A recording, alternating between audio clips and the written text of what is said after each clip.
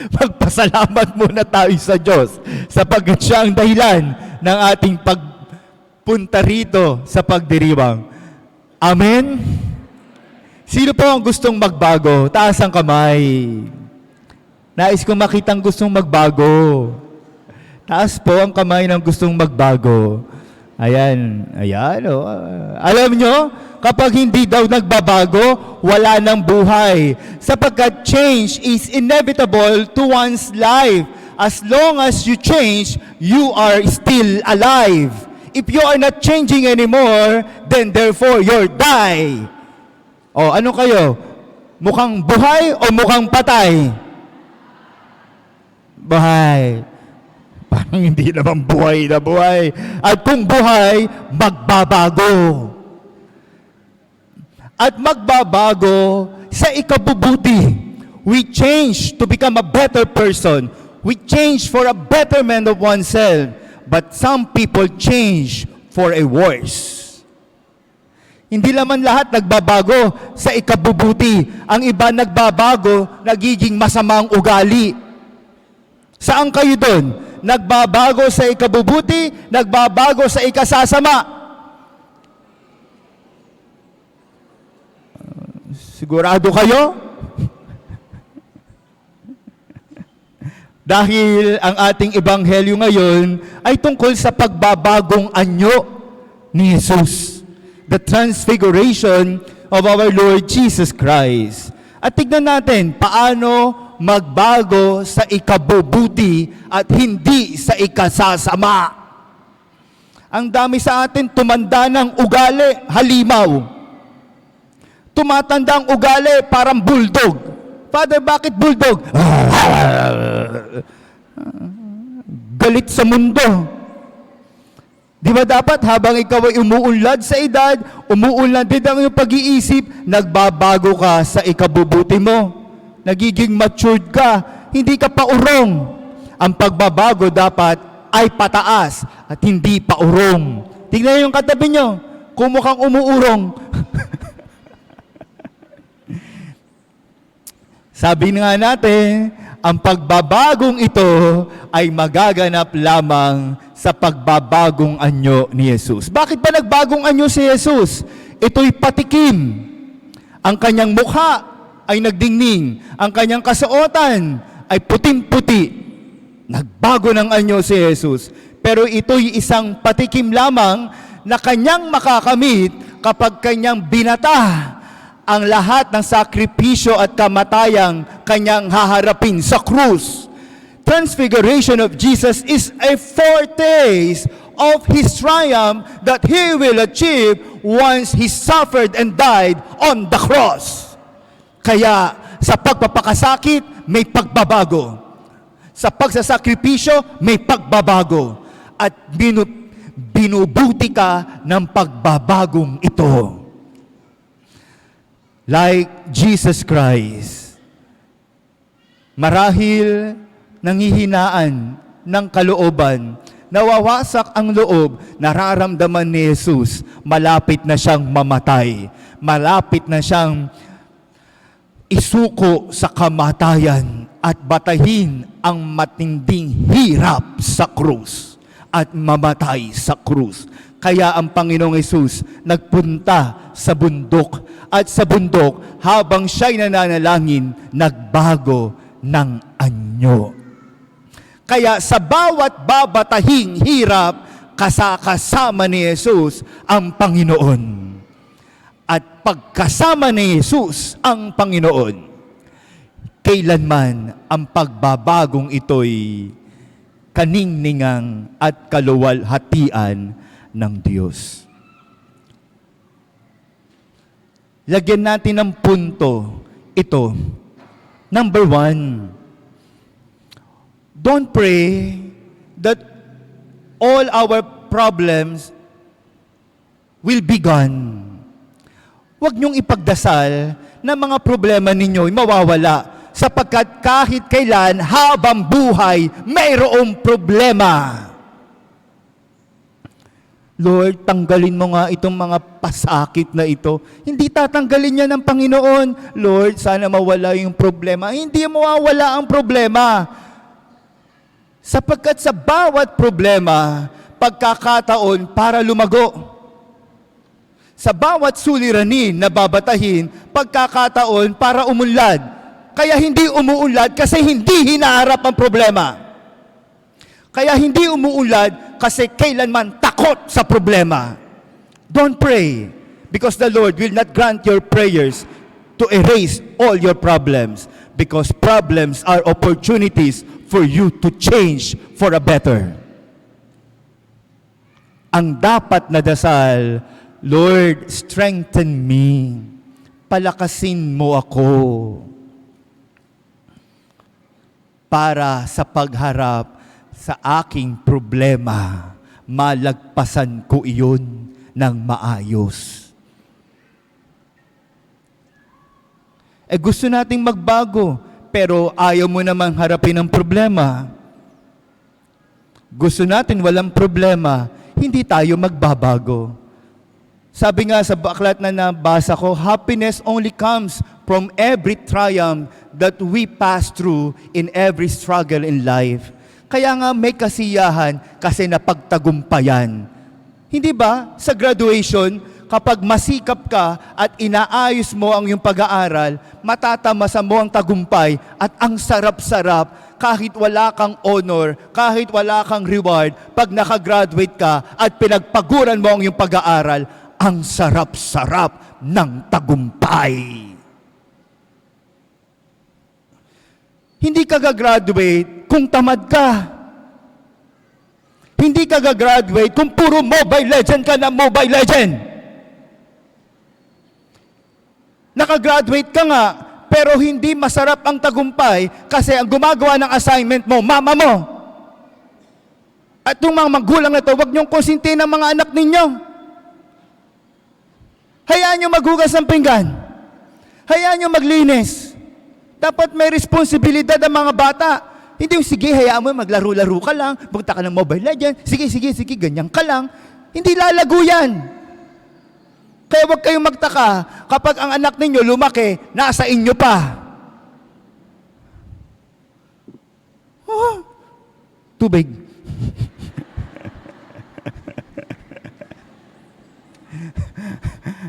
Amen. Ganun naman eh. Hayaan nyo ang inyong mga anak bumata ng hirap. Hayaan nyo ang mga anak makita nila ang tunay na buhay na batbat ng hirap. Hindi yan lalago kapag hindi nyo pinaharap sa mga problema ng buhay. Kaya kita nyo, lolo na nagtatrabaho pa rin. Bakit? Walang nagpapakain sa kanilang apo. Nasaan ang mga magulang? Ayun, astang binata't dalaga. Huwag ganun. Hayaan ninyo paharapin sa bawat hirap ng buhay kasi sa hirap may tagumpay. Ganda nun, no? Sa hirap may tagumpay.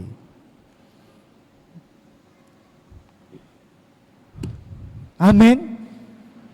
Kung hindi ako nakapag-aral ng 10 taon sa aking pagiging pare, di sana, wala lang. Pa-cute-cute lang ako. Pero hindi eh.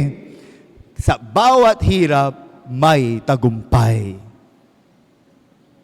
Mag-aral kayo mga bata. Kayo mga estudyante, kapag pinag-aaral kayo, gamitin niyo yung pagkakataon para lumago kayo. Hindi puro love life kayo ng love life. Ano kayo, mauubusan? Ano kayo? Father, wala kasi kaming inspirasyon. Ano inspirasyon? Gawin yung inspirasyon mga magulang ninyo. Napanood niyo ba yung number 1 sa Netflix ngayon? When Life Gives You Tangerines? Sino nakapanood nun? Wow, napakaganda nun, no? At nung pinapanood ko yun, wow na wow. Grabe, yung paghihirap ng magulang, ang sarap palang maging magulang kung tunay kang magulang kasi kaya mong isakripisyo kahit ang iyong kaligayahan. Sarap pala ng magulang. Sinabi Lord eh. Sarap pala ng merong anak at ipapasa mo ang pangarap mo sa iyong anak.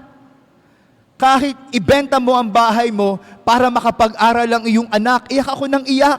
Sabi ko, wow, that's the best parents. Hindi tamad, hindi duwag. Maraming mga magulang dito, asang binata at dalaga, pakyut ng pakyut, tato ng tato, may kulay pang buhok, binata ka, dalaga ka. Father, nag-aayos lang po. Okay lang mag-ayos, pero bago ka mag-ayos, ayusin mo muna anak mo. Kayo? Amen. At nakita ko rin yung sa movie, When Light Gives You Tangerines, no? Iba pala ang bigat ng nararamdaman kapag namatay, pag ikaw ay nawalan ng isang anak. First time, di ba si Ironheart, no? Iyak siya ng iyak kasi nawala yung kanyang anak. 3 years old pa lang. Tapos nagdugo ang puso ko noon, yung dibdib ko bumigat. Nung parang mayroon siyang certificate na isinusulat, parang death certificate, ang sinusulat niya sa death certificate, yung pangalan ng kanyang anak na namatay at yung ilang taon pa lamang, 3 years old pa lang. Iyak siya ng iyak. Kaya kayo mga magulang, kapag kayo may anak, alagaan ninyo.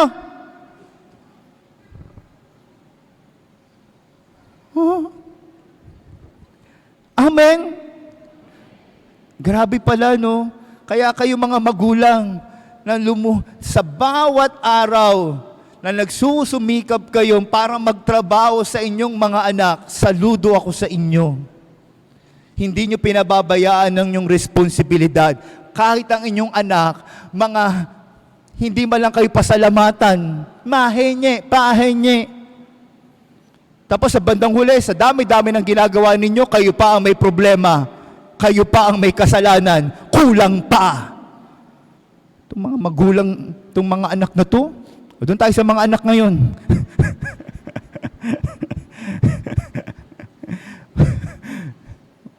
Habang merong kayong magulang, pasalamatan ninyo't mahalin. Doon din sa movie, When Light Gives You Tangerines, no, yung kanya lang anak, gustong-gustong i-express, pero hindi kaya. Pero sa loob ng mga bata, natutuwa sila, pero ang ganda ng moving iyon. Ang ganda. Nagbago ng anyo ang mga magulang dahil nagbago din ng anyo ang mga bata. No. Amen? Maliwanag po. Maliwanag. No? Alam nyo, galing kami ni Father Alan. May pinanggalingan kami ni Father Alan. Mga matagal-tagal kaming nawala na hindi ko naman ipinost. Kasi sasabihin ng mga tao, sana all, sana all. Naka-live pala tayo ngayon. Pero nilibre lang ako ni Father Alan kasi anniversary niya, 25 years. May pinuntahan kami. Tignan nyo na lang sa Facebook ni Father Alan kung saan kami nagpunta. Pero, nagpunta kami doon, habang nagpupunta kami, sumakay kami ng malaking barko.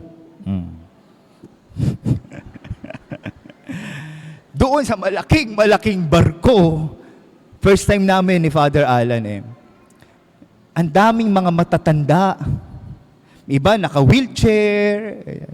Sabi ko, wow, sino pong mga kasama nyo? Ba't nandito kayo? Nilibre po kami ng aming mga anak. Oh, yan sarap. Pinag-cruise kami. Oh, yan sarap. At yung tuwa ng mga nanay at tatay na matatanda, ang sarap-sarap tignan. Di ba parati kong sinasabi sa inyo, mga estudyante, mga anak na naririto, huwag muna kayong mag-asawa. Pagkatapos inyong graduate, ibalik nyo sa inyong mga magulang. Di ba? Kasi kapag nag-asawa na kayo, babaling na ang inyong responsibilidad sa inyong pamilyang bubuuin. Wala na sa magulang, maiiwan na lang sila. Sana bago kayo mag-asawa, ang inyong mga magulang, ipa-cruise ninyo. Dalhin nyo sa France, painumin nyo ng kape, pasayuin nyo sa Italy, mag-shopping sa Hong Kong, maglaro kasama ng giraffe sa Africa,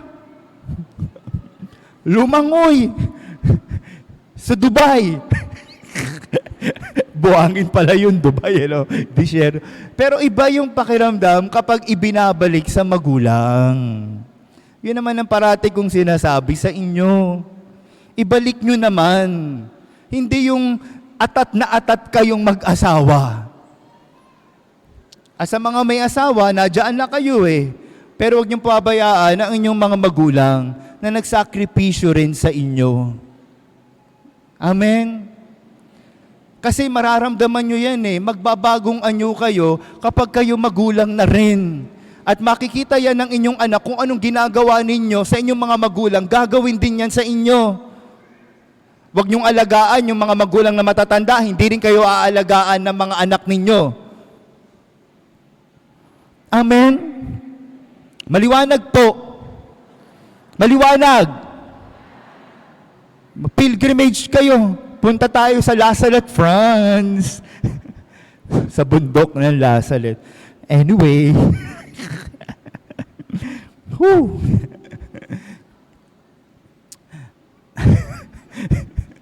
Sa pagbabagong anyo ni Jesus, ang bilis ng pangyayari.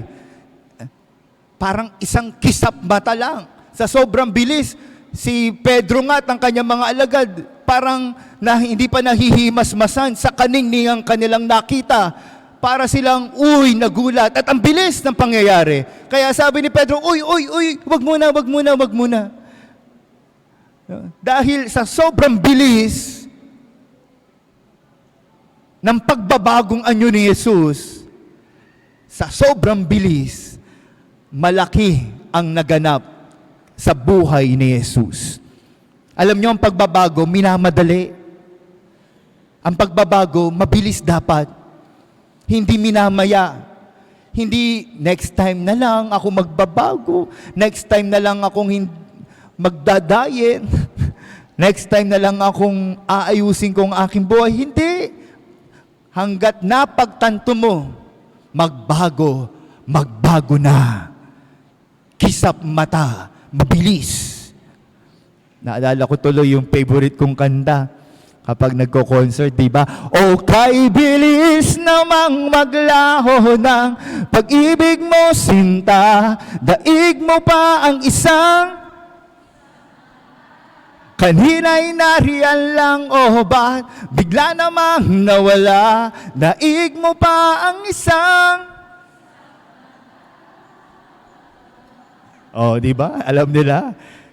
Kisap mata, mabilis. At sa pagbilis ng pagbabago, para sa ikauunlad.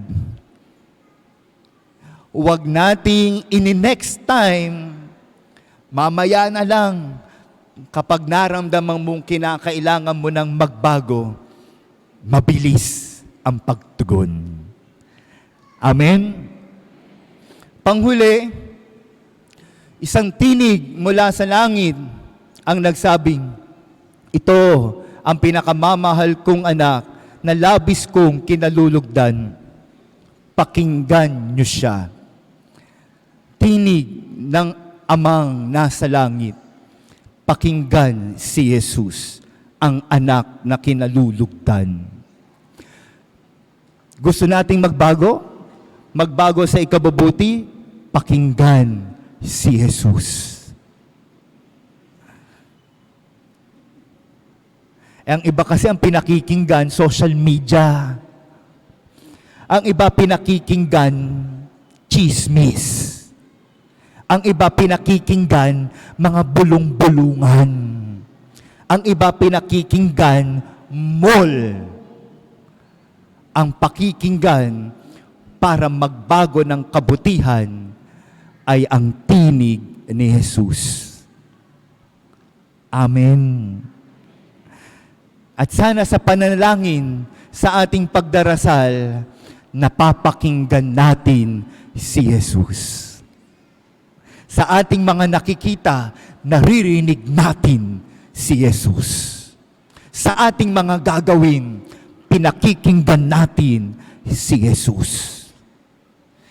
ang masama, sumisigaw na si Jesus, hindi pa nating marinig dahil ang naririnig natin, sigaw ng katawan, sigaw ng tiyan, sigaw ng laman. Yan ang naririnig natin. Pag alam natin, pag nagugutom tayo, kapag naririnig natin, alam natin gutom na tayo. Kapag may nakita tayong maganda, sasabihin natin, Lord, pikit ka muna.